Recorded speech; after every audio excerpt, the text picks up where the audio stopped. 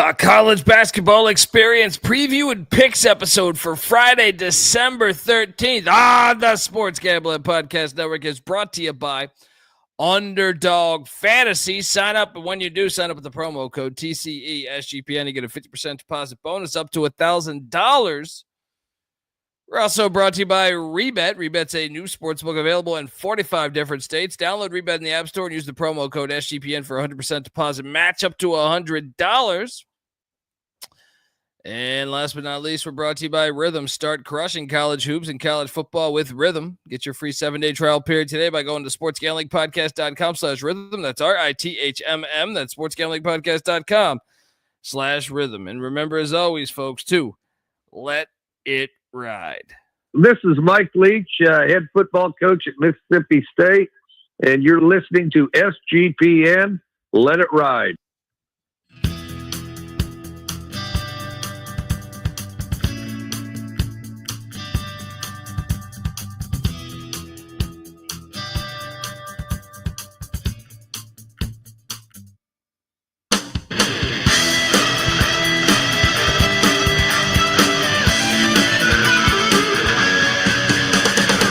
Yes!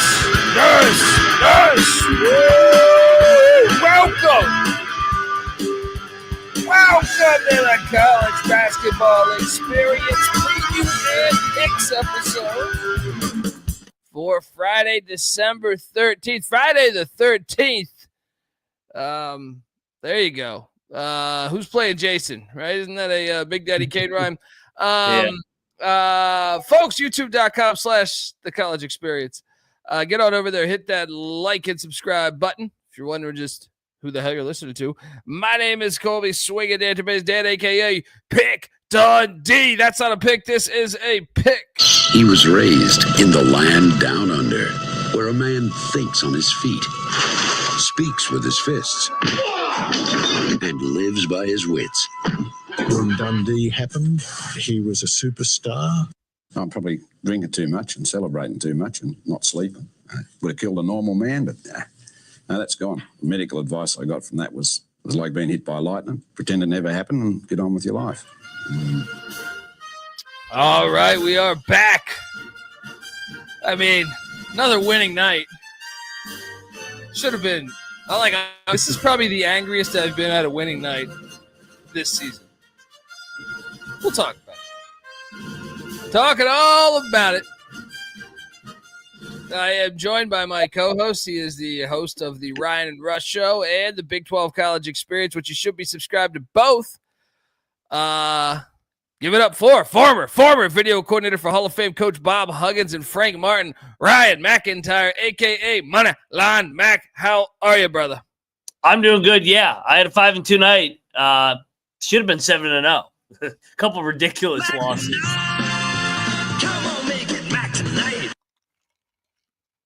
Yeah, mine wasn't going to be that good, but it was in one regard. Yeah, let's just go right into it. I mean, it's just, like I said, I shouldn't bitch too much. I'm up for the night, but not, I just feel like I had the potential to have a fire night, and I'm a little angry at that.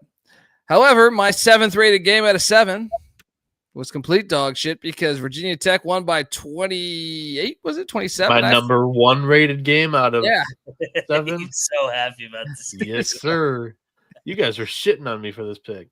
Never even. Yeah, I was on the Hokies. I just didn't know how you had to feel that well. I mean, Mac bet it. I just thought, well, Mac bet everything. It's only 7 games. Yeah, you got to bet everything.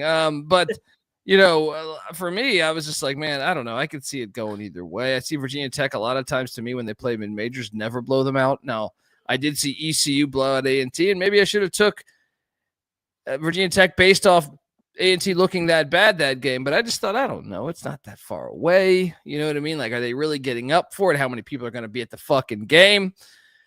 But shout out to you, Bieniek. What was your thought on this game?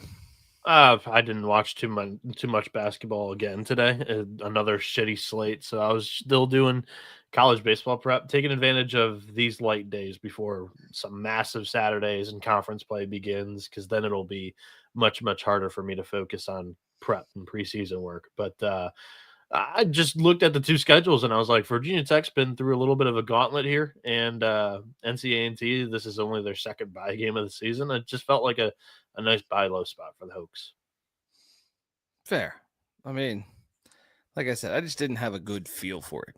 I mean, it was buy low. Yeah, it was buy low. They had not won a game since November the 11th. So it was as low as it got for the Hokies.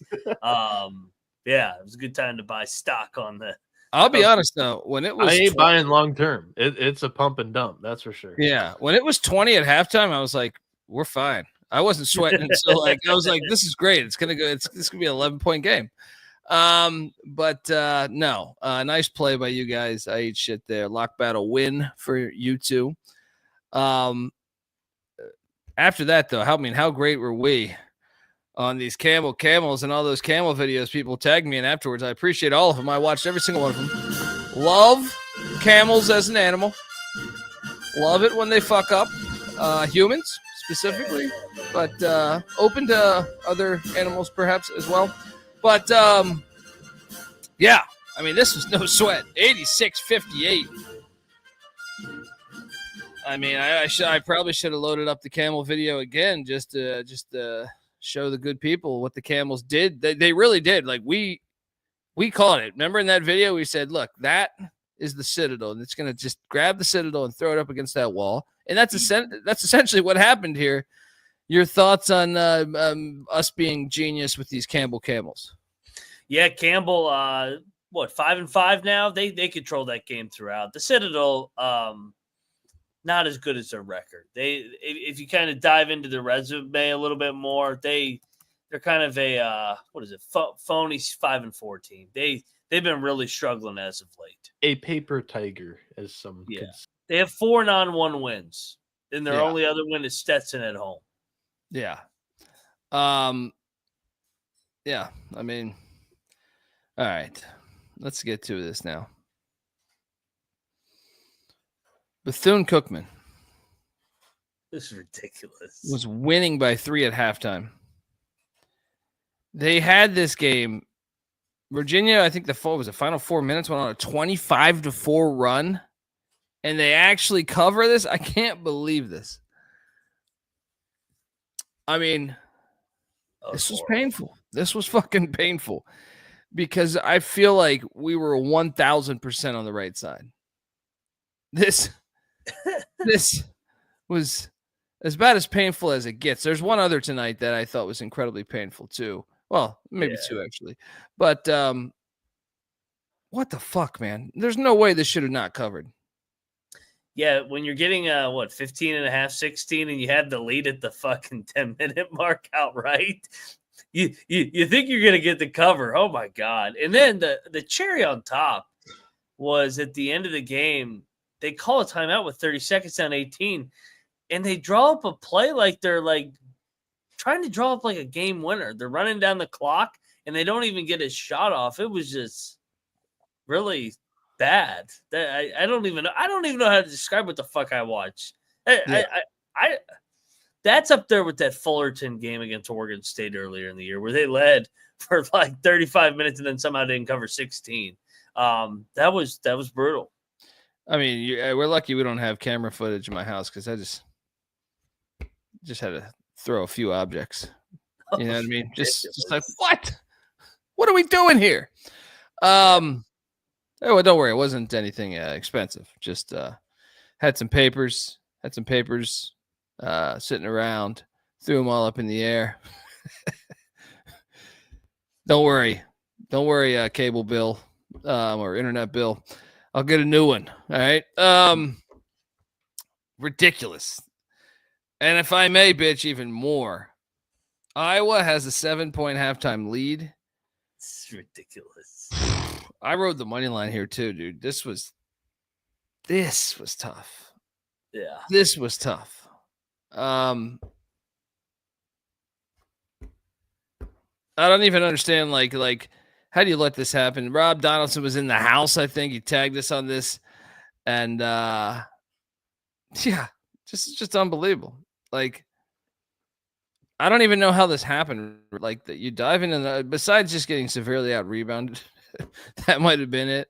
But Not sure Jefferson was an animal tonight. yeah. Points in the paint also was a big thing. But still, I mean, I feel like Iowa at least should have covered this game. Right? Yeah. Heck? Yeah, if you lead a game for 35 minutes, you should at least cover if you're a dog. You got to give Iowa State credit. I don't think they played very well tonight, but they made every play down the stretch. I mean, every 50-50 ball was theirs. Every stop they had to have was theirs, and then Iowa just couldn't throw it in the ocean at the end of the game. So good win, Clones. Otzelberger finally wins in Iowa City. Yeah, I was impressed by Iowa State today. That's a really good team. And the first road game of the season, and to finish with the momentum in that building where Carver Hawkeye, a lot of teams struggle at Iowa, and in the rivalry game, Iowa State outplayed them down the stretch, and I got the over across. So 3-0 on totals on the college basketball experience this season. He's a totals guy. Let's go. Hit him up. Slide into his DMs. Well, we bounced back though with Chattanooga 75, having 57. They for a second I thought they might blow this too. Yeah, they're up like 14 in the first half or something. I was like, oh, I saw it down to 3. I was like, here we go again. But we got it done. Shout out to the Mocs. They were the better team, just like we forecasted. Your thoughts on this one, Mac?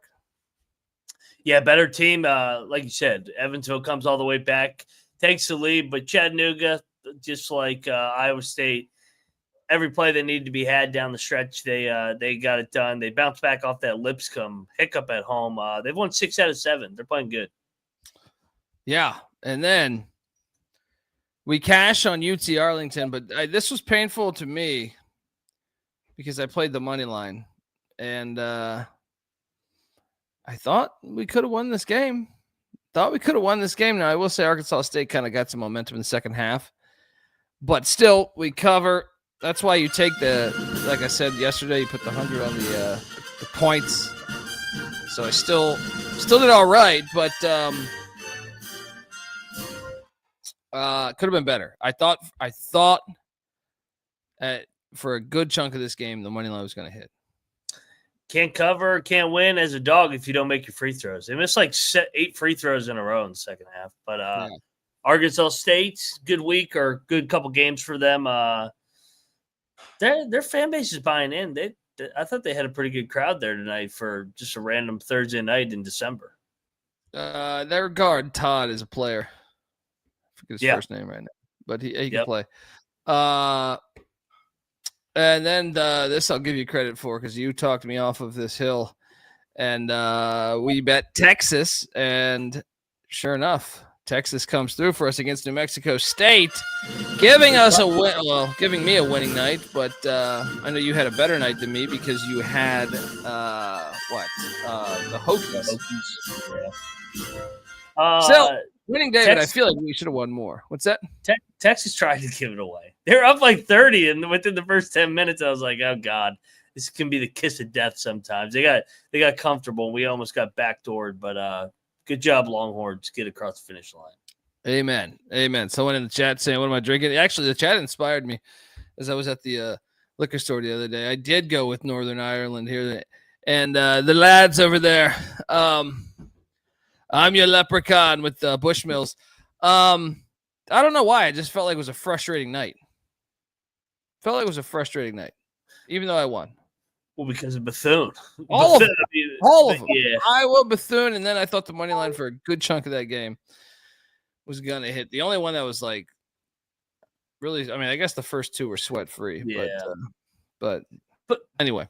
Bethune is as bad a ridiculous non-cover as we'll have all year. I mean, they like their cover expectancy. I'd like to see that outside of like the first 5 minutes. I bet you that thing was like 95 the entire game. Yeah, because they were up like 10-2 early on Virginia as well. And just led the entire way. And then at the end, it's just like, oh no, just go on a 25-4 run and we'll lay down and take it. Bethune is going to get absolutely housed by West Virginia on Saturday. It's true. And we'll get that. I don't know. My Wildcats can play. All right. I don't know what happened. You're horrible. He gave I a don't know what happened 25-4 run in the to second Virginia. half.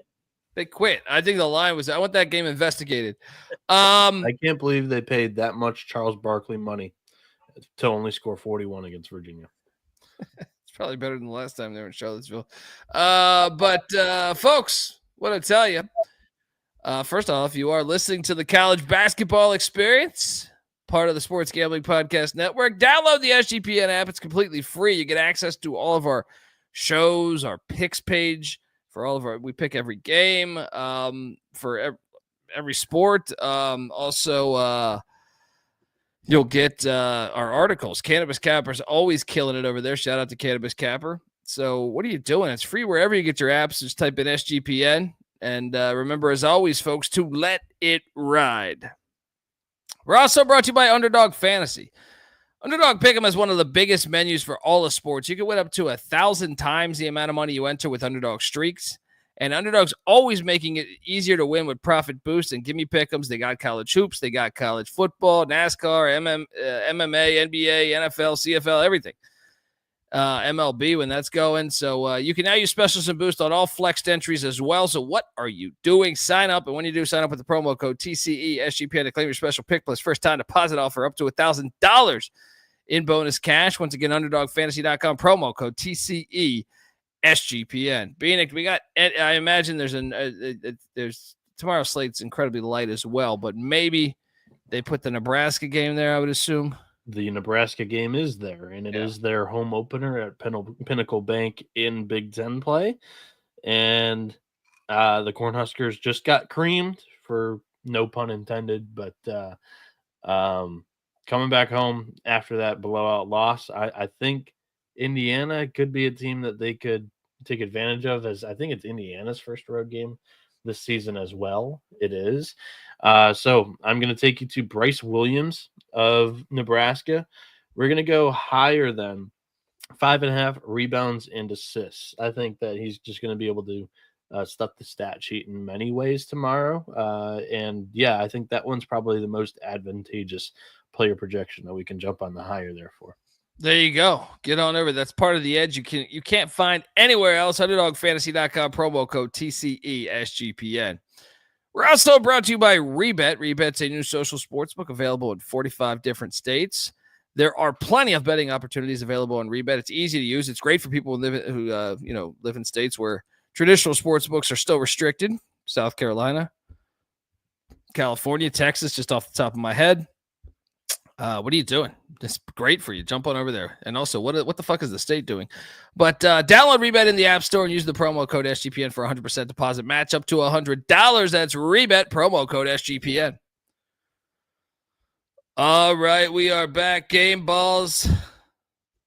This is going to be a shitty night. We ain't going to be able to give out 6. Let's just do one. Yeah. One each. Some of these teams don't deserve a game ball. Yeah. Where are you going? Where are you going, game ball 1? Cyclones. That big win in the rivalry game, and starting to buy more and more into them. I mean, they're way better offensively than they have been over the previous years under Otzelberger. Yeah, that's a gigantic win, dude. I think that's a really big win. Easily the first game ball of the night. For the second, I'm going to say Arkansas State. You're coming off that rivalry win against Memphis. Great letdown spot. You're playing a decent UTA team. And you were down by I don't remember the biggest deficit, but I want to say it was 8 or 9 at one point. And you found a way to battle back at home in Jonesboro, get the win. I know they didn't cover, but they got the win. Yeah. And, they moved to 7-3. Give me a game ball for these Red Wolves. I like it. Makes sense, right? Second best one, in your opinion, was that's it, right? Yeah. The other candidates would be Campbell and Chattanooga. No, I see some people saying Texas. No, if you pay somebody to play you're automatically disqualified from getting a game ball. You're supposed to fucking win and beat the team that you're paying $100,000 by 30. Fuck Texas. Yeah. Chattanooga and Campbell would be candidates. Horns down, as always. Horns down. Even when we win money on the horns down. All right. let's get to this action because we got a loaded slate here. Army. Love this. They paired this with their football team going down there to Landover, Maryland. I can't wait for the Army-Navy game. Yeah. Mac, I know. Let's before we talk about this game, let's give America what they want. We have Army-Navy rivalry, in my opinion, with college football is as good as any rivalry there's ever been, arguably better. You got Army. Great season. They just stormed the field there at Mikey Stadium last week against Tulane. They're heading to FedEx, whatever the fuck they call that bullshit stadium now, right? But it's oddly enough, I do find it to be one of the better stadiums left in the NFL, even though I don't think it's a good stadium. But they're playing this one close to the Naval Academy in Annapolis. It's if mileage wise, it's not much. They're laying 6.5. In football, 6.5. I think you got to take Navy because these games are just always so close. Remember what?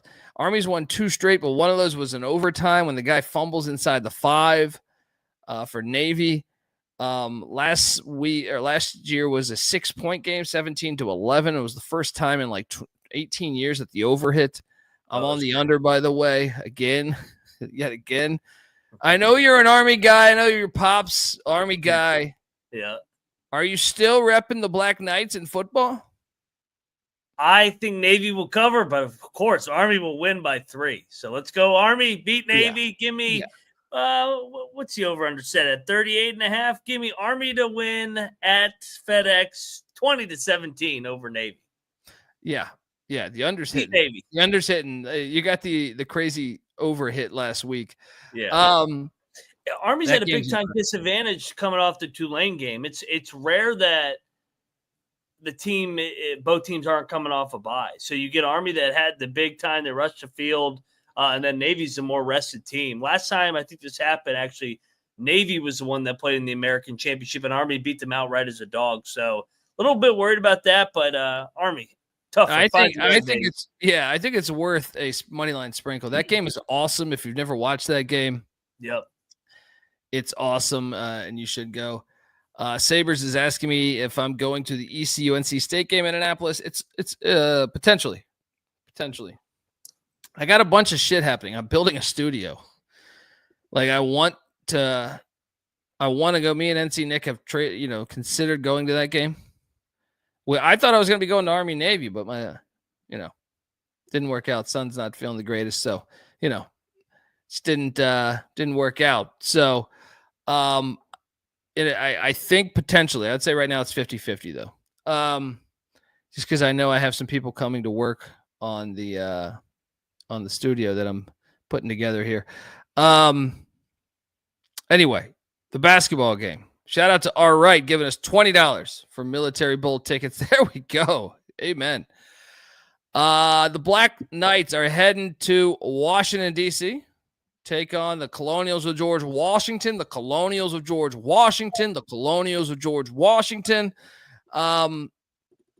This is at the Charles Smith Center, so please dunk it next time. I don't know if anyone will get that reference, but classic Pitt Panther, by the way. That was an all-time pussy moment, by the way. But GW 5-0 at home.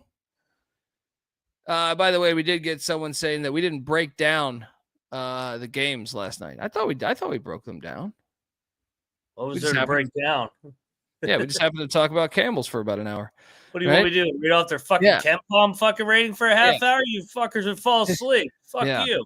Yeah. It's all here, baby. I'd take care of that for like 2 or 3 games. Yeah.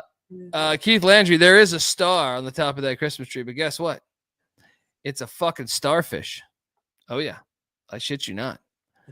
All right. There's a star on the top of that tree. It just doesn't light up like a normal star. I think this is ridiculous. I think Army can cover this number. My opinion of George Washington. Yeah. A bunch of fucking losers. And, give me the 11.5. What was that? What happened last time they played? They haven't played in forever. I was actually looking up that. I was like, I feel like these two should play more often. Yeah. I think it's a nice get up spot for Army going to the nation's capital. I mean, taking a lot of pride here, and I think Army's going to cover. I'm going to lock Army. I think G-Dub will probably win by single digits. To do a tuck job analysis, Bieniek, I would say, who's better, Army or VMI? I would say Army. G-Dub had trouble pulling away in that type of game. And I don't think that there's a lot of motivation for GW to blow out Army. Did they really just, and I know Clark was mentioning this before. In 2015, GW won by 11. That's what I'm saying. They phone in that line just saying, well, they played in 15. It was 11-point game, set at 11. Army, to what Clark was saying, Jalen Rucker, best player on the court, perhaps. I do think Army has that. Give me the points. Lock. Betting every game again. We're betting every game again. What's that?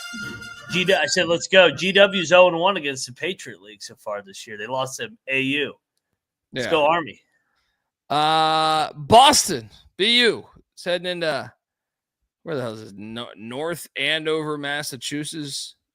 Take on Merrimack. Merrimack's laying 5.5. Last time they played a year ago, December 30th, BU won by 11. Oh, kind of like the revenge angle here. I'm going to lay the 5.5 with Merrimack strictly on that revenge. Do I feel great about this one out of all of them? Probably not, because I think BU's all right. I'm going to lay it, even though I would say I'll say this. Out of all the games, I think this is the North Carolina A&T Virginia Tech game from a night ago. What are you doing here? I think I'm going to take the Terriers. I think it's that perfect 5.5. Take the dog number here.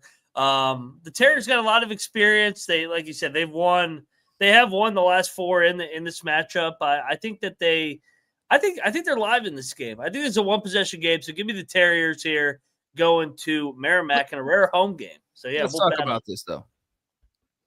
It's obvious, right? What's that? To me, aren't you falling in the trap of how obvious it is? What? That getting Boston points? Yeah, I'm just saying, the line set. So get this. But BU has one better win on the column. They're 5-5. Merrimack's 4-6. Yeah. BU beat them by 11. It's not a real road trip because it's cross town. Why the fuck is Merrimack a 5.5-point favorite? That's a lot of my logic here. It's just a revenge game. Everyone's going to go on Boston. I've watched both teams. I think both teams are decent.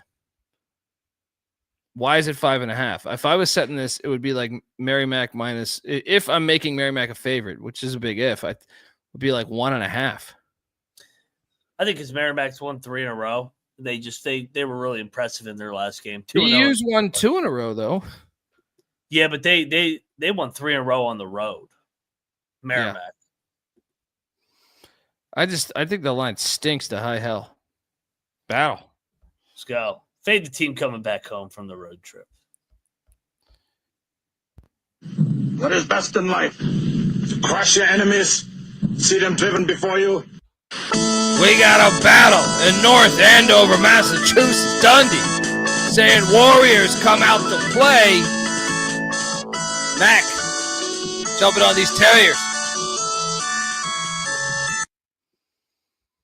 All right, next up. We got Georgia Southern. It's heading to Ruston, Louisiana to take on Louisiana Tech. Louisiana Tech's laying 11.5. So it's tricky here. You got Louisiana Tech kind of off that rivalry win against the Raging Cajuns. Yeah. So you think letdown spot, but I kind of like this La Tech team. And remember, I bet on Georgia Southern a little while ago. I think it was 2 games ago against VCU, and they lost by 50. I hate laying 11.5 with the Louisiana Tech team. I don't give a shit if they got Karl Malone playing for them. But I don't think Southern's that good, but I feel like I gotta take the points. Talk me into Louisiana Tech's got a huge game on Monday. They got Grand Canyon coming down to Ruston. I feel like you gotta take the points just because it's off of the rivalry game. Yep. Right? So let's lock Southern, even though they've made me look like a fool. Shout out to Fernando giving us $20. He says, I'm a welder on a night shift, and this makes my night go faster. Great show. Rest in peace to Mike Leach. Yes, amen. And, ironically, we were talking about Coach Leach last night, and it didn't even dawn on me that this is exactly the eve of him dying 2 years ago. So rest in peace to the great Coach Leach, and thank you for tuning in, and I'm honored to help the night shift. I feel like we speak to so many people that work on the night shift, whether it's at Costco. I remember we had Costco in Vegas. I think it was that like 7 or 8 people were listening to us within that. Hopefully we don't get them fired when I go on my tangents about certain things. I feel like we've had UPS drivers and shit. We're speaking to I just find it fascinating, like how many people. I guess I shouldn't find it that fascinating, but I do. But Dusty May's biggest fan, with the avatar picture of the Santa Claus that Trevor created. He says he's night shift gang too. Yeah. I mean, dude, I look, in a way, I feel like I'm on the night shift, obviously, because I'm recording this till like 5 a.m. a lot of nights. But Derek Blaylock says he's night shift with Coors right now. There we go. We got Budweiser, we got Coors. Fantastic. UPS 357 saying night Hell shift. Hell yeah. And that's fantastic. Like One that's awesome. Way says he's a truck driver night shift. Hell yeah. You trying to hook me up with a truck? DDJ, Vegas night shift watcher. Isaac Mike is a night shift. Yeah. Michael Aravalo says night shift. Hell yeah, man. Power Nathan plant Cerna, operator. Money boy. Turn that shit off. Let's go. I dare you to turn it off for 10 minutes. Next time Matt goes and gets a drink, turn that power off just for that run. Good and let's see how that works out. Shout out to all you guys. Thank you very much. Yeah, no, that's really awesome. And we appreciate all the work you guys do. I mean, whether it's the power plant, I don't know where the hell you are. Whether it's, the people at Coors and Budweiser. Steel Mill says Jason Miller. So Mill. Noah says he's different. Not Noah Bieniek. Noah Carter says he sells meth at night. Well, shout out to all the drug dealers. Shout out to the drug dealers too. I understand. You got to do what you got to do. Crutch says not on night shift. He's just an insomniac. There we go. One guy that said he's unemployed night shift. I saw that too. I wasn't gonna say it, but that was funny. 3802 says Colby has the moves from the East Coast made it easier to do these shows. No way. No. In my opinion, like it is drastically harder. On the East Coast than the West Coast, because the West Coast, I actually had the rhythm to this. Like the West Coast, I would get done, and it makes me respect Mac and Noah even more. Which, I mean, I know I don't have a lot of respect for those guys, but it's maybe respect them a lot more because, now I know they don't have kids, so maybe they don't, but they still have other shit that they got going on in their life. But we get done at like 4 or 5 a.m. on a lot of nights, and then I have my son. I've noticed that even if I stay in the room with the door shut, it's gonna be loud. Yeah. And sleep's just not a reality. It's just once like 8 or 9 o'clock happens, I got dogs, shit's barking, people are barking, like just hearing shit, and it's just so East Coast to me, way harder to me. I don't understand the time zone. I don't understand how it ever happened. Just it's like daylight savings, right? It's like, why are we doing this to ourselves? Like, why do sports start so late on the East Coast? It's really,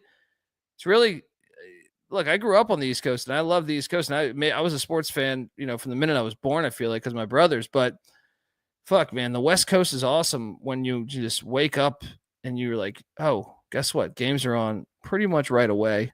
Yeah. And even those are on weekends. Even on weekdays, you get them at like 3 or 4 o'clock, and it's perfect. It's perfect. I feel like here it's tough, man. I'm curious your thoughts. I know you haven't lived on the West, but you've lived in like different time zones, right? Tennessee.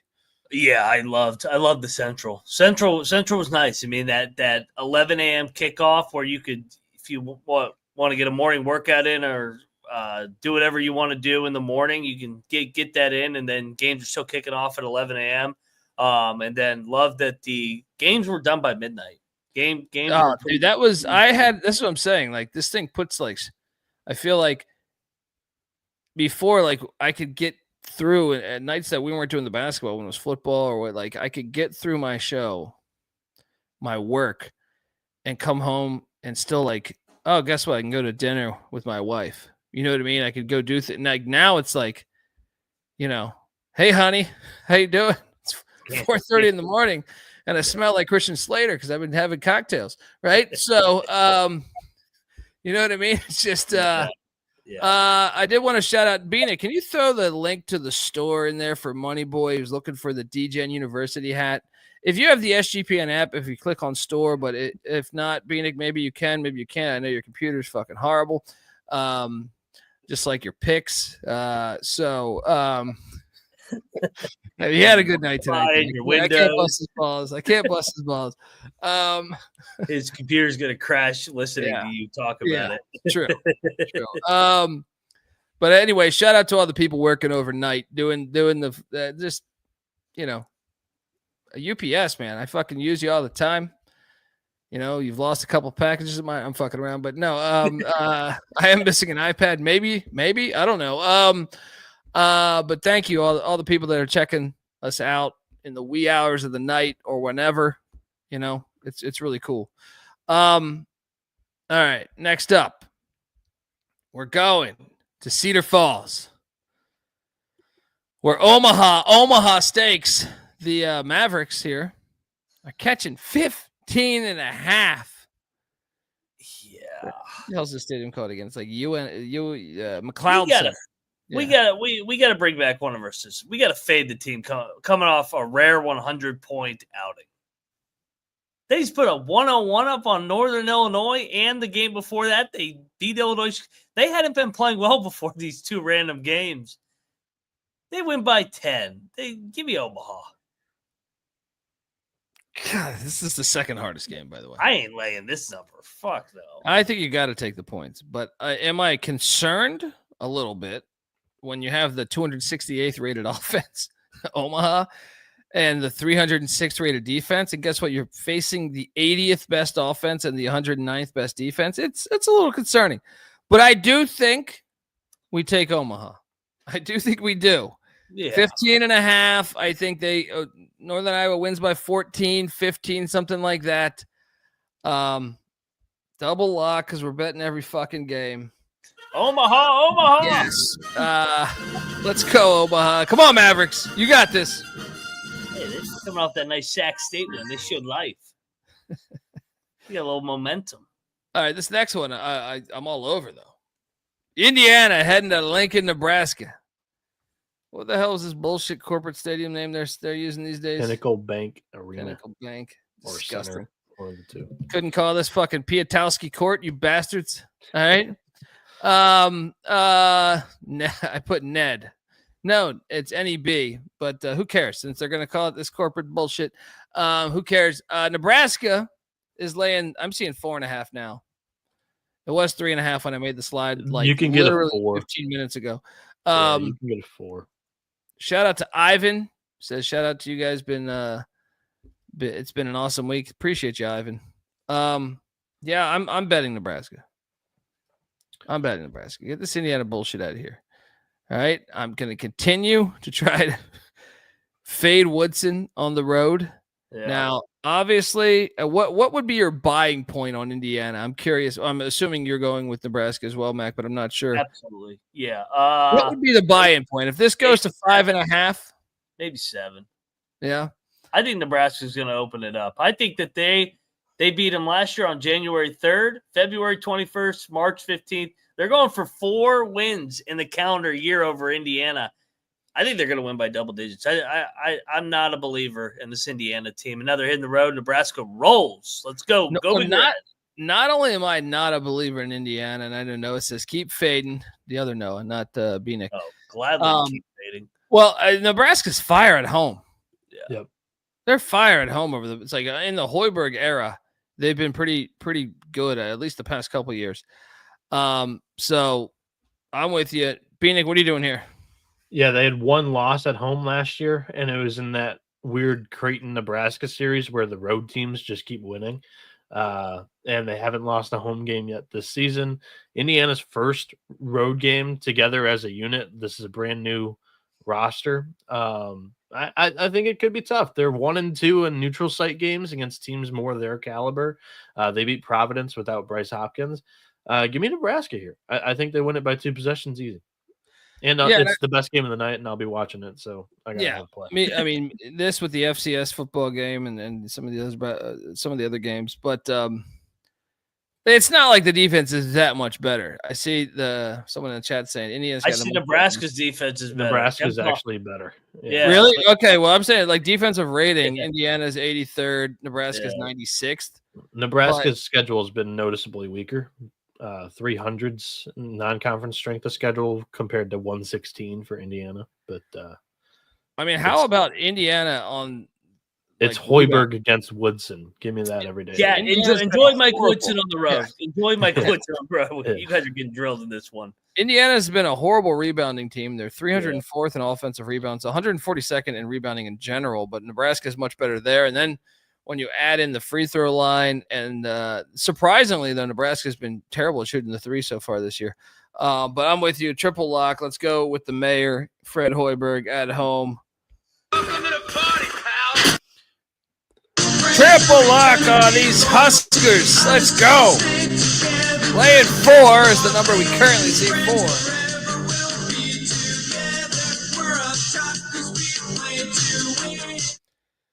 Time out. Noah Weiner, how does he own Nebraska if I just said he got his ass beat 3 straight times last year by Nebraska? Well, technically not even last year, still a calendar year. Yeah, he doesn't own shit. Hey, Noah, you got to give out your meatloaf play of the day. We added that to the show. Yeah. When you lost your Wi-Fi, we added we said you were yelling at your mom to turn on the Wi-Fi and the meatloaf. You needed the meatloaf. Yeah. So last night it was like 30-mile-an-hour wind with some snow. Apparently it was powerful enough to knock out the Wi-Fi at 2 a.m. or whatever. But meatloaf play of the day. I'll keep. So just have one prepared for it. Shout out to Colt giving us $2. Is this a bit? Should it be like a interesting play or like my favorite play of the night or? Yeah, the meatloaf or the Ecto Cooler play of the day. Either or. The juice box. How about the juice box play of the day? The Kool-Aid play of the day. Any of the 3 work. I wanted to address Colt. He says he's got the FCS playoff game. He's giving us $2. Idaho, Montana State. See, my pals like Montana State on the college football show, but I like Idaho and Jason Eck. They got healthier at the quarterback spot. I know they got drilled in Bozeman in the regular season, but they didn't have their starting quarterback. So I went with the Vandals. I think it was 11.5 that I got. Mac, I don't know if you have an opinion on that one, but I have not dove into that game. You said did you say you're on the Vandals or Bobcats? I'm on the Vandals because I know like Montana State's the number 1 ranked team coming into the FCS playoffs. Yeah, I just feel like Idaho, they played Oregon really well with their starting quarterback. It was a 3-point game with 6 minutes left in the 4th. I think Idaho can stay within 11.5 in Bozeman. I'm with you. That's too many points. Yeah. That's a little bit too much respect for Montana State. That's our Friday night FCS football game. Subscribe to the FCS College Football Experience, folks, as well. Love Nebraska here. Triple lock. Let's jump on over to San Antone, where the North Dakota Fighting Hawks are coming into town, catching 6.5. The over-under I'm seeing currently at 152.5. This is an interesting game because you have North Dakota, who's been ass on the road at 1-4. Yeah. but kind of been like a surprise story of the year. They're playing much better than a year ago. And I think in similar vein, you can kind of say UTSA, even though they're 3-5, I feel like both these teams were really bad a year ago, and I kind of like them to be like, I think they're just way better basketball teams than a year ago. Now, doesn't mean they're good basketball teams. Just means they're improved. What are you doing here? Because you could talk me into, like, my first thought was UTSA.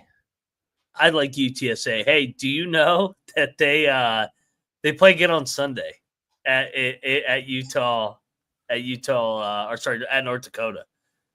Wow, this is a home and home. Yeah, this is 72-hour home and home.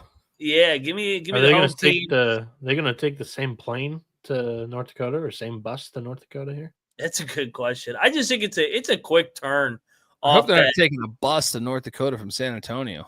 Yeah, and I think also, like, North Dakota played at Utah Valley on Monday night. Kind of game got away from them late there. Travel spot here. I think I like the Roadrunners back at home coming off both of those losses to get it done here. Yeah. Meep. Go. Yeah, bus is not possible, right? What are they going to leave at halftime? Yeah. What is that bus time? That's got to be 5 days? Yeah, the double lock UTSA -6.5. Then shout out to Cody Frazier. Hey, shout out to you, Cody, man. I hope all goes well. I know your wife's expecting twins. I don't know. Good luck with that. I'm saying, it's going to be great, but I'm just saying, like, man, good luck. My guy, he demands your attention nonstop. He's fantastic. It's one of the greatest gifts I think you could ever have on the planet. But two for one. You're going. That's what I like about you, Cody. You go for it all. You know what I mean? You just say, you know what, one's not good enough, baby. Let's go for two. But shout out, best wishes with everything with that, man. I think everything will go well, man. You'll be a great dad. And yeah, congrats, man. Well said, Colby. Congrats, Cody. Yeah. Good luck. Yeah. Cheers. Let's go. Next up, we're going to the Tommies, St. Paul, Minnesota, where St. Thomas is laying 11.5, the over-under at 147.5. And the Western Michigan Broncos think they can just gallop right into fucking town and get it done against these Tommies. I'm not buying it. I'm gonna go chalk here at the Shoe Necker. You don't just walk into the shoe and expect to get a dub or expect to cover 11.5. I believe last time they played, St. Thomas won by 15. So I will lay the 11.5. What are you doing here, Mac? Yeah, I think you're getting cute if you talk yourself into Western Michigan. Don't go get the Tommies in Tommyville at the Shoe Necker, baby. I think the Tommies win by 15-20. They blow it open. Tough place to play. Bieniek, you're a Michigan specialist. I know you told me that Western Michigan has the best fans in all of Michigan. No, but Central does. Central, okay. Yeah. Yeah, I bet the same last year. This is a return game and a home set. St. Thomas won by 15 in Kalamazoo last year. I'm with Mac. I think they win this thing by 15-20. Let's lock up the Tommies here at home. Shoot, Meatloaf play of the day. Meatloaf. This is the Meatloaf. Yeah. Let's go. Meatloaf. Triple lock. Give me the Tommies. -11.5 against these Broncos.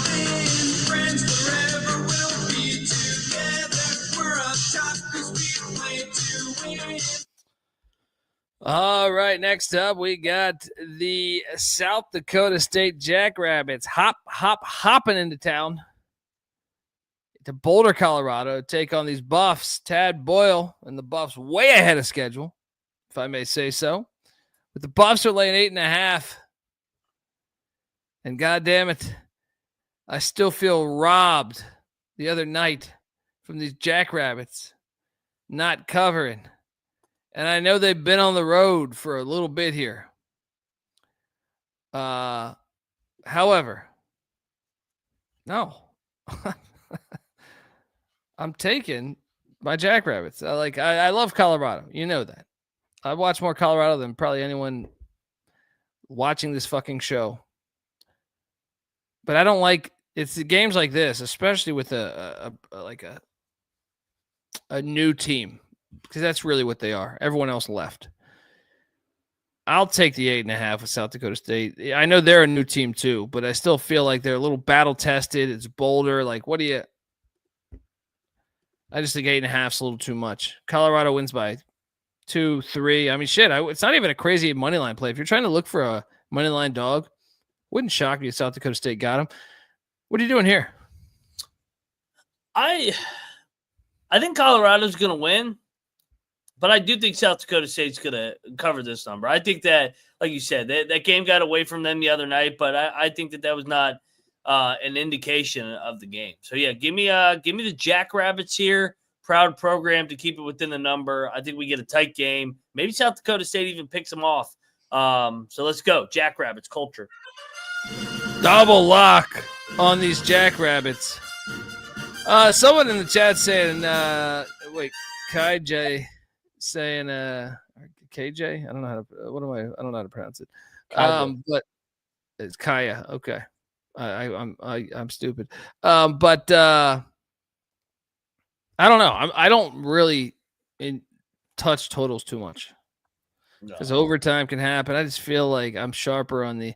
And it kind of goes for all sports. Yeah. Really. I mean, there's I think the way I watch basketball in general, I just be like, oh, that team I think can do this against this team. It doesn't really compute when it goes to scoring totals. And even when I've taken totals, I'm like trying to do the math in my head. Okay, like I still don't even know what kind of pace I'm rooting for kind of throughout. Like if it's an over and we've only got 40 points through 16 minutes, are we good yet? I don't like doing math while watching the game. Just give me the typical spread. Who's going to win?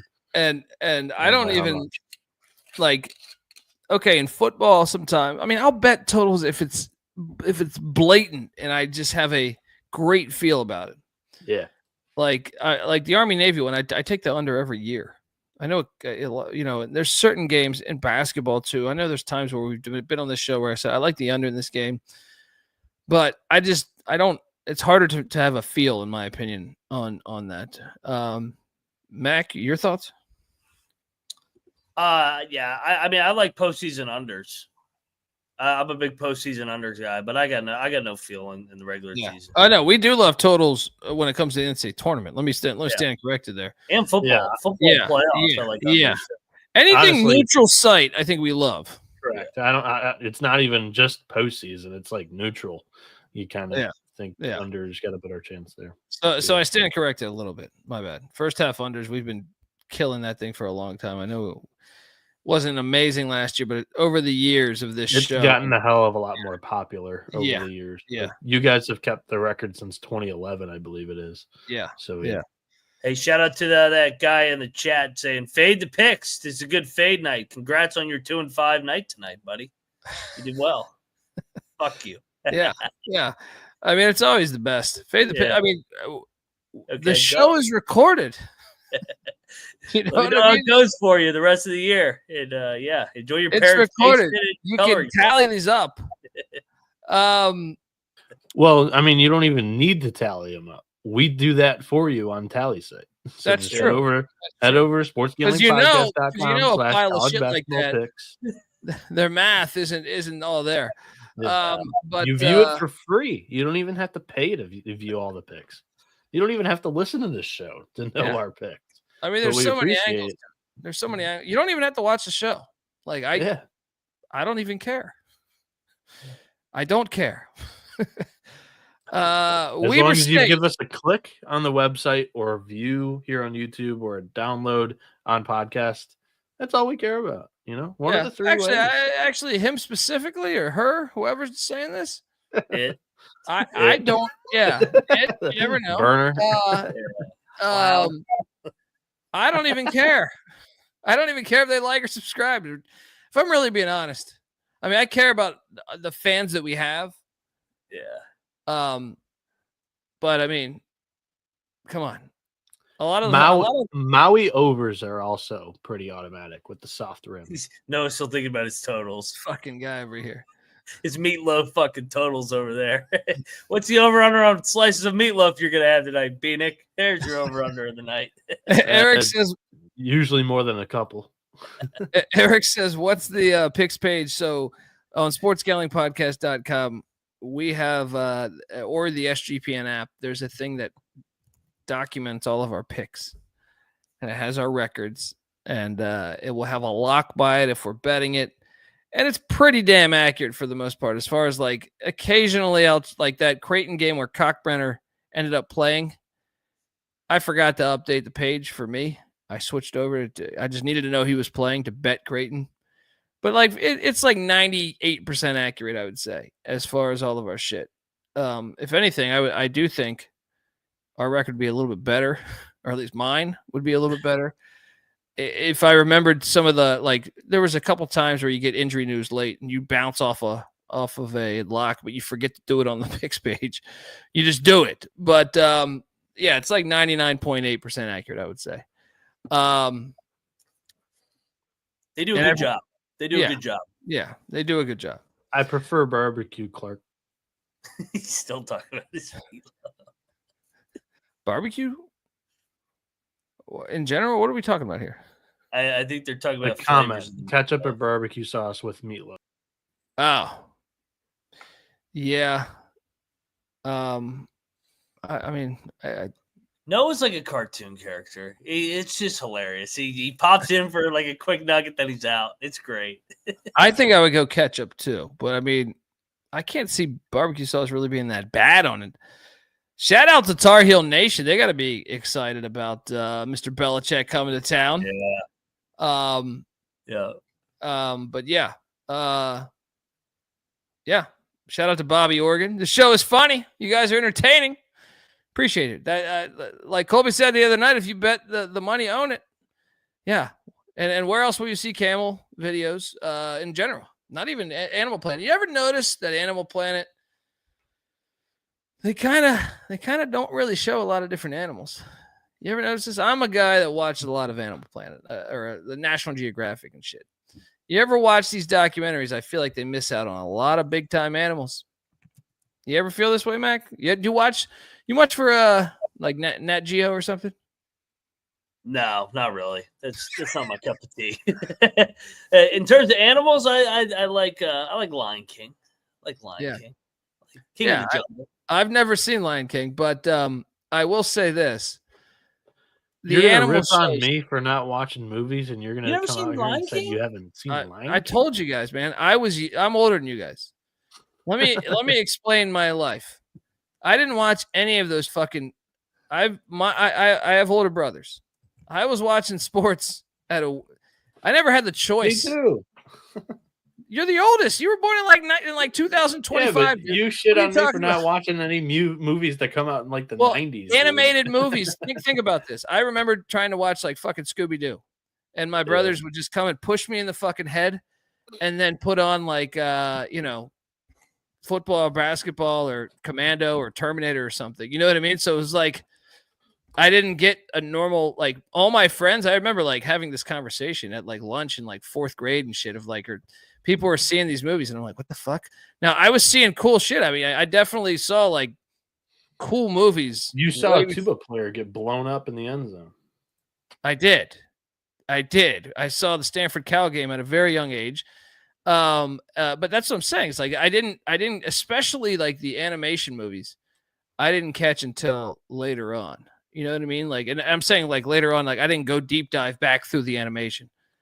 I caught, like when South Park and shit started coming out, I started to watch South Park because I was on my own free will. But like before, you're kind of counting on your parents or like your circle of friends to say, hey, let's watch Lion King or whatever. You know what I mean? And that just didn't happen for me. I got in some Scooby-Doo, but majority of times, brothers would say, what the fuck you doing, loser? Turn this shit off. What are you, an idiot? Yeah. What videos do you have for us tonight to break down? I didn't even really go through this, but I'm sure We still have a game to talk about, but I mean that camel beating the shit out of that guy set the tone for the night tonight for the picks. Porky's 3 was one that I would watch. That's what I'm saying. I saw some softcore. That's another thing. I saw like the Skinamax Red Shoe Diary shit, all that stuff, like softcore stuff at a very young age. It was probably if only my mother. See, my mother was naive to think that like she's just like, oh, he's downstairs playing with his brothers, and you had just crazy shit on the television. You know what I mean? It was just it was a different time period. She was born in an era that didn't really have TV, so or if so, it was like 4 channels. I mean, if we're gonna go animals, this is always a classic to me. It's loading here. Stay with me here, but yeah, I'm sure everyone's seen this, but it's a classic, and this is a monkey one, where he decides to stick his hand in his asshole and then smell his hand while he's on a tree, and he falls out of the tree. Once he smells it, this is it's a classic in my opinion, because he's very curious of where he put his hand. And then youtube.com/the college experience. Like I said, he's up in a tree a little bit, like not that far up, but far enough. That looks like Western Michigan right there. Yeah, exactly. That's the Western Michigan. If you're on the Western Michigan side of things, that is your pick right there. And I still feel like, I don't know if it's going as slow for the people as it's going on my computer right now, but it is going rather slow on my computer. But yeah, I mean, you got to be like the monkey, the poor monkey, no CTE here. 'Cause if he falls off this thing, and God knows where he lands. But yeah, that's the Western Michigan. If you're on Western Michigan tonight, that would sum that up. That's the shoe necker. That shoe necker's the tree branch. There you go, falling down. That's one that's just randomly on my computer. The first one that I thought of. Let me see what else. What else we could do here. This boat, is one of my. The comments about the boat. The comments in the chat this morning, or comments after the show about the boat, was fantastic. There's this next one. I posted that on probably Twitter too. This is probably my fucking laugh that Colby had. He was like, and watch this bitch in the middle. She's gonna eat. It's so great. And then her face after. But this next one, favorite black person ever, maybe. Because this and like I have a lot of like I could do a few hours on this, but this guy doing the news and somewhere that I just imagine this being Mississippi.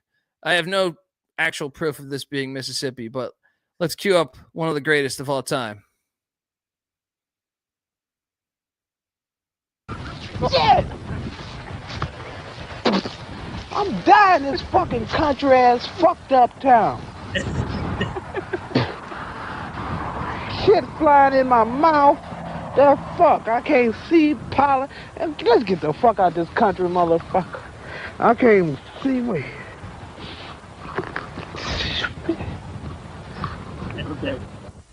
The best part is though, I don't know if my computer's just running slow.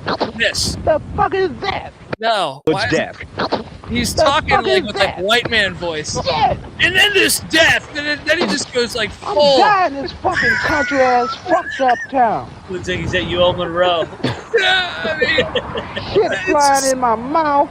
The fuck, I can't see pollen. Let's get the fuck out of this country, motherfucker. I'd love to buy this guy a beer. I I want to get drunk with this dude. Right? Got a fancy suit on too. He's like, "Well, Nancy, it's back to you." It sounds like just fucking just the whitest take, and then it was like just goes straight into like classic pissed off black guy. You know what I mean? Just Deep South, fantastic stuff. He was covering Sela in Louisiana the other night at the Cajun Dome. That was the Cajun Dome in the background. Oh shit! I think I added it to the stage again. I was trying to remove it, Noah. I'm dying in this fucking country ass fucked up town. He's like at a baseball field too. Like, what the fuck is he covering? It's like power lines in the background. That's a classic there. Yeah, I mean that honestly, I probably watched that way more than any sane human being should. We got one more game, but hold on, let me see if one more. Let me see if I can do one more just randomly. That I have a lot of fun with here. Get them all in because you ain't going to be able to get them in tomorrow with all those 797 games we got to cover. Slate is just fire. I don't know why, but I found this video very amusing. Some might call me an asshole. I can live with that. But there was a bear that went into like a city in Montana, and they had to get the bear down. And I found it rather humorous. And I'm normally on the side of the bear here. Like when the bear ate, hold on, if I could talk about this before we play this. Like if you've seen the documentary Grizzly Man, I didn't have a problem. If anything, the only problem I had with the documentary is we killed the bear to find that guy. You know, like the guy's up there and I don't know if you've seen the documentary, Mac, but this asshole, he's a true asshole in my opinion, because he's just like, he's done with society and he's like, no, I'm going to go up there in Alaska and, you know, what's wrong with our anti-society, everything. And he's like, I'm one with the bears. There's like videos of him petting these fucking bears, wild bears in Alaska in the documentary. But the bears are all full of salmon because the salmon's going upstream and shit. And they don't view him as a threat right now, or like and this guy is just the most annoying guy watching this thing. It's a fascinating documentary. I think it might even won an Oscar, but the bears eventually, you know, the salmon, the season changes. They get very hungry because the salmon's not going upstream. And then this jackass is still like camping out right next to the bears. Right. And he's also like talking shit about the park rangers. It's like, what are you doing, dude? Like park rangers trying to just get you to move along so you don't get eaten by a bear. And then one day the bears eat him. Right. And, it apparently was incredibly graphic. I think you can actually find the shit, like the audio side of it, because as I imagine a bear attack would be graphic. But I had a problem. I thought it was actually kind of like an awesome documentary from the fact of like we're seeing like Darwinism. Like this is an idiot that thinks he's a bear. He's like petting the bear on the head. Like in one scene, he's like petting the bear on the head, talking about the park ranger, like in the distance, being like, that's the enemy. We're not, but we're friends. We're friends. And I'm just like, no, that you're a fucking bear, dude. Right. And, or, you know, the bear will say, fuck you if he has to. And eventually that day came and he ate him. And anyway, that was one where I was all the way on Team Bear. I thought it was ridiculous that we had to go kill the bear to get the autopsy for the guy. I just thought, yeah, that's an idiot. We don't need to worry about that. Let the bear be the bear. This, though, I found rather hilarious. They're up in the woods. They shoot it with a tranquilizer, and it jumps off a trampoline and then face first. There's something funny about a big ass bear falling to me. Yeah, I don't know. I mean, some don't find that funny. I find it funny. Just like the fact he's going face down and the fact they had the decency to put a fucking trampoline there and then it bounces off they didn't think this through. They didn't think, wait, a bear weighs a lot. So it's not just going to keep bouncing on the trampoline, especially if it's coming at an angle. It's going to go somewhere else. And it did. And the bear went face first into the ground. But as far as I know, the bear lived. I actually think I saw that when it happened. But yeah, anyway, big fan of animals here. And my original point with all of this was that I think if you watch a lot of Nat Geo, they don't show a lot of, they kind of go, they kind of TMZ it, if I'm being honest. It's kind of like ESPN or something. Like they're going to cover, you know, they're not going to cover the Tommies. You know what I mean? They're going to cover just, you know, the big games. I feel like every time you turn it on Nat Geo, it's always, you know, lion, giraffe, zebra. You never see like the fucking whooping crane or something like that. You know what I mean? You never see abstract animals. There's a lot of abstract animals. I would love to watch a show on like the stick bug. You ever seen the fucking stick bug? No. Oh, dude, I've seen some growing up in Virginia there. Like when I lived in Virginia, like I feel like they would be kind of common, and they kind of look like a stick, but they're a bug. They never show it. They're like camo. They're like true incognito, but they never show that shit on Nat Geo. They only go for the deer in the cage. Everyone wants to see the lion, the tiger, and I love lions and tigers, but I just think there's a lot of creatures out there. They just kind of phoning in on. Anyway, maybe I'm alone here. Maybe I'm alone on my opinions, and I'll live with that. Weber State is heading to St. George, Utah. Have you guys ever been to St. George, Utah? Let me tell you something. If you like, what's that? You have? No, I said Dixie State, baby. Oh yeah, dude. Zion National Park. If you like to hike, if that's your cup of tea, let me tell you, Zion is awesome. There's a thing. I'll just put it like this: if you are perhaps dating and you want her to take you, if you like hiking, if like, okay, let me get out and hike, see the world, stuck in the city, go to Zion, walk the Narrows. Thank me later. It's like one of the most beautiful things you could fucking see. You got to do it. You got to do it too. You can't do it because when you're like 60 or 70, you're not going to be able to do that. You got to do it when you got some life to you. Can't bring the dog. I tried. Trust me, I tried. Utah takes that very serious. Anyway, St. George, Utah. Zion is like 5 minutes outside of St. George, Utah, or 15 minutes. I don't know. Weber State is at Utah Tech. Weber State's laying 2.5. Mac, fuck you already. Fuck you. I want to say, I'm not even joking. I want to say I've lost $600 on Weber State this year. Keep doubling down. Yeah. I mean, it's got to be the right side, right? It's got to be, right? This is like the buy lows. Like we're talking about that with Virginia Tech. I think like, damn, that back-to-back road spot. They were just laying 2.5 at North Dakota. They lose by 5. Now they go to Dixie State and they're only laying 2.5. I think Weber's the right side. I think Weber gets it done here. I mean, I think last time I lost money, which was the 6th time I lost money on Weber this year, I think I said I'm never picking them again, but here I am. Here I am sitting there saying, you're making a lot of sense. You are making a lot of sense. And, yeah, let's do it. Let's go, Weber. Come on. This is the one. This is the one.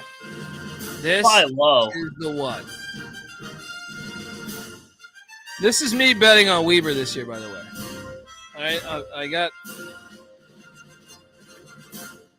this is me betting on Weber State this year after Mac and Noah put.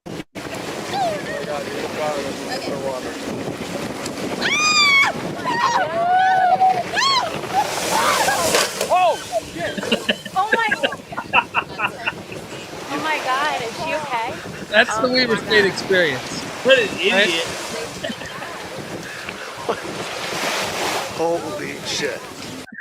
The guy narrating is great. Just he's not even in the water. I'd be super pissed if I was there. She get away from that. Oh shit! Oh my! Oh, it's fantastic. Oh my God! Is she okay? Oh my God! Yeah. Holy shit. Let me tell you, football is the problem, though. Let me tell you, we're gonna fix this. We're gonna solve this right here.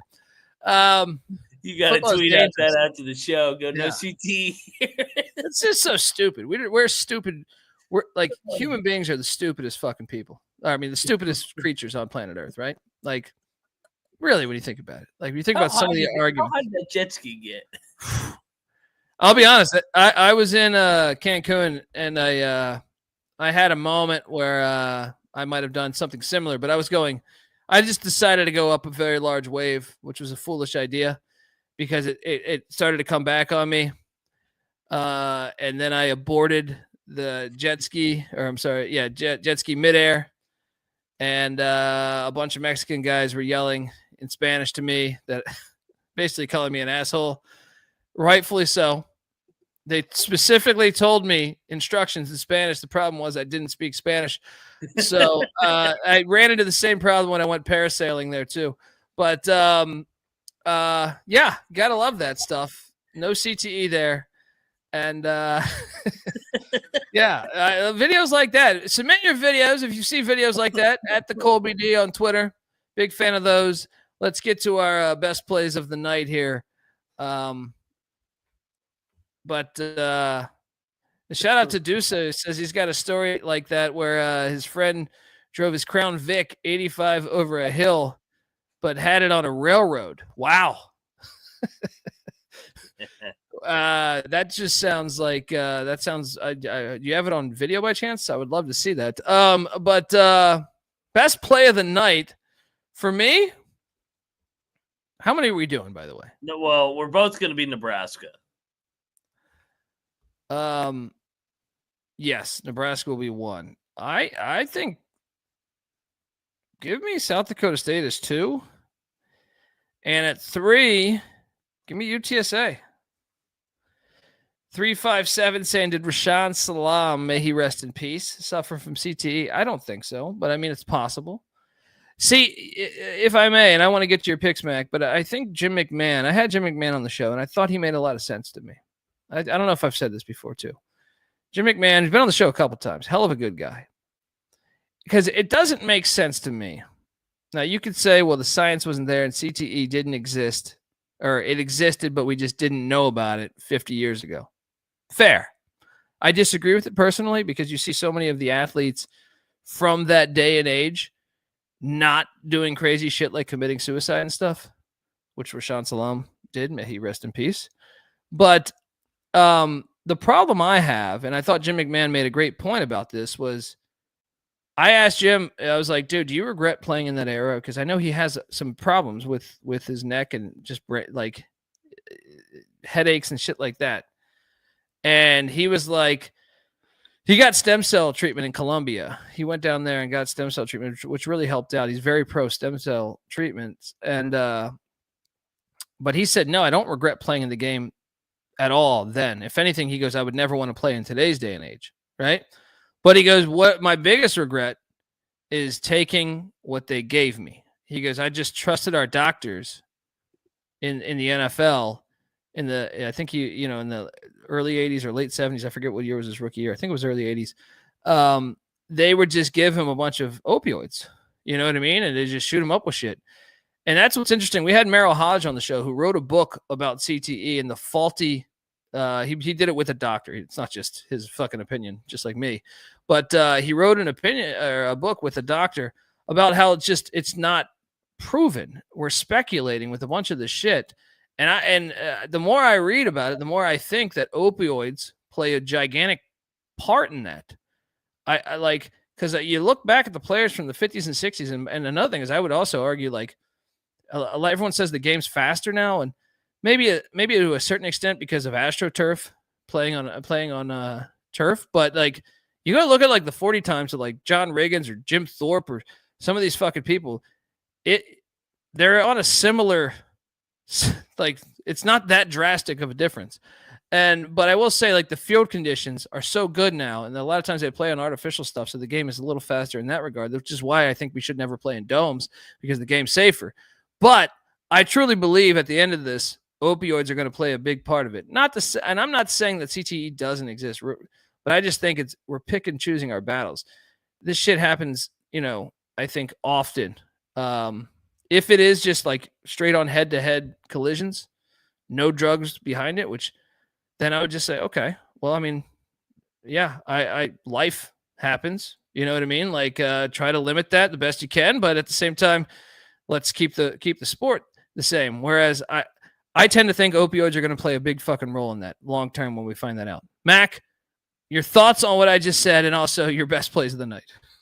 Yeah, they pick and choose everything. That's been our argument from the beginning, and that's why all these fucking new penalties are all bullshit. There's no consistency. There's helmet to helmet on every play. When an offensive lineman and a defensive lineman collide, Boom. That's helmet to helmet. They don't call that shit. And we watch boxing. We watch. I mean, there's so many other sports. Like, it just doesn't make sense. I mean, car crashes. Then I mean, you can sit there and go like them pulling out a CTE from a player. Like, yeah, okay, I get it. It could be because he played football, but it also could because several other things that decisions that he's made in his life, or he or she. But I'm saying I don't know. Like, I find it to be.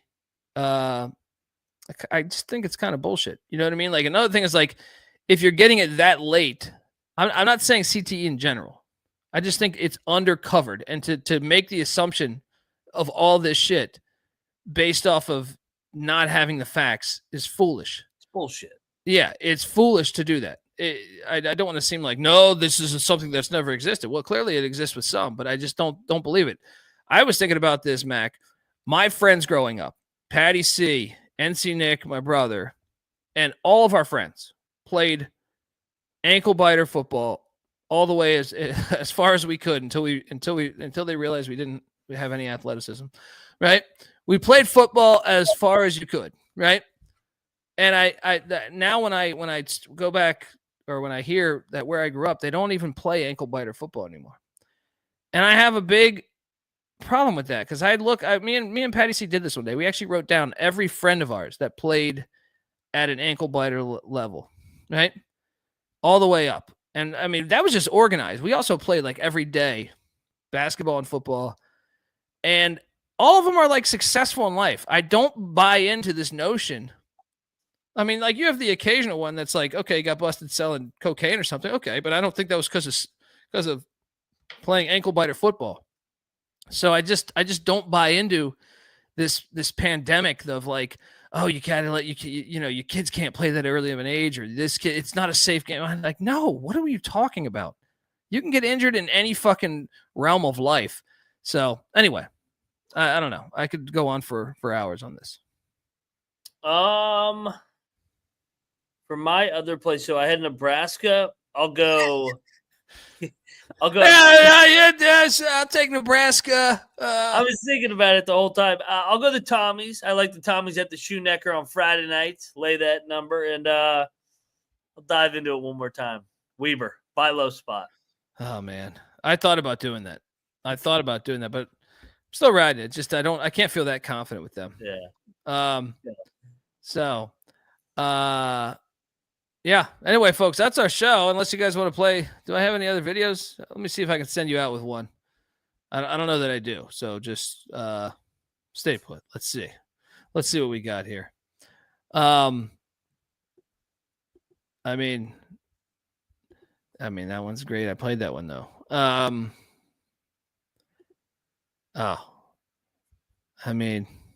No. I have way too much tape of random. I was the guy that would get the tape for the NFL draft for the Sports Gambling Podcast. So I just have like hundreds of videos of fucking players. One of my favorite videos. This is just a random one about Chris Berman loving Canadian drugs because they. You guys ever caught this one? No. This one is great. I've seen this. Bieniek. Awful in here. Awful. No, it's already awful. I saw this on the schedule. Jets during the Christmas holiday. I took 4 deux at 6 o'clock, knowing what this would be. You know what a deux is? It's Canadian aspirin with a little bit of codeine in it, just enough to give you that pop. 2 2s, deux. I mean, you buy it over the counter up there, you can't hear. It's like $10 up there, but it's like $100 prescription here. So you put it in all the corners of your suitcase. Do you have anything to declare? Oh, no.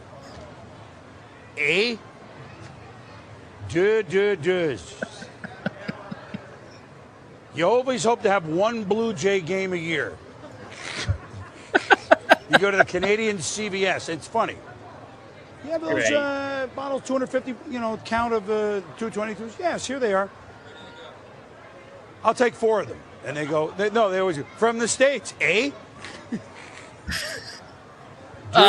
You never take do's? You're not just a little drop. Little 8% codeine never hurt anybody. I know exactly what this night is. I've looked at this one for 6 weeks. We're ready to go? Obviously, obviously that's not live. That was the B-roll in between takes, but I guess that was the 0-15 Jets with Rich Kotite and Boomer Esiason and a Johnny Johnson and company. But are always running. Even if it's not live, they are always absolute gold. Absolute fucking gold. Folks, that's our show. Give Noah Bieniek a follow on Twitter at NoahB77 _. All right. And make sure if you're going to do the do it unsafely. Or unsafely, I should say. Moneyline Max on Twitter at Moneyline _Mac. I'm on Twitter at the Colby D. And appreciate you rocking with us. And tomorrow night's show for Saturday's slate. I was looking at the games. Too many neutral site though. Too many neutral site games though. Too many neutral show tomorrow. Yeah, you probably need to go a little bit early. Hang on here. Are you available? Well, I just want to see when this FCS game's going to end. Because it's on at 8, right? 9. Oh. Yeah, we'll try to. Whatever. Yeah, it's okay. By the way, you can get Idaho at 14 right now. 14. I got the worst of that number. Anyway, folks, that's our show. We are the College Basketball Experience. And, make sure you tell a friend. Till next time, this is the College Basketball Experience. You better start thinking about yours. And we out of here.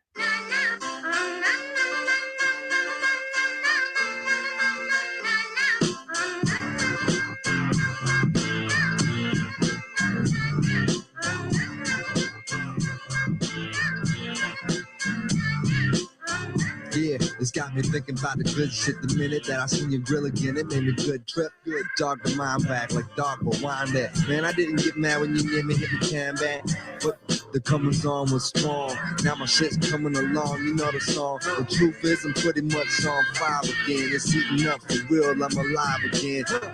And that's the attraction factor. Vancouver, Michigan with my rap disaster. Yeah, you know you want it how you want it. No need to trip cause I got it, doggone it. It's all yours and the extras too. All the super music and the sex for who? Just get it straight cause he caught me in a good mood. Let me demonstrate what this time of year could do. Sing it.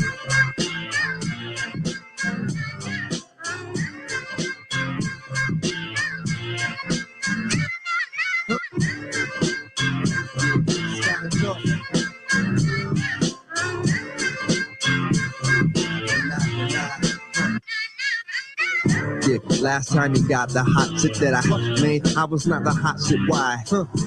Going through them transitions, reminiscing, damn listen. I can make the biggest change glisten and wouldn't have shit to do with shit but some chips in. I don't get down like that. I'm the super rap mammal with the crown of fact. I'm so sore thumb, sticking out like some stick gum. Out the back with the beat smack. It's dumb hot, crazy sun hot. More often than not, and not monotonous. And got the hits in the wholesome spots and list.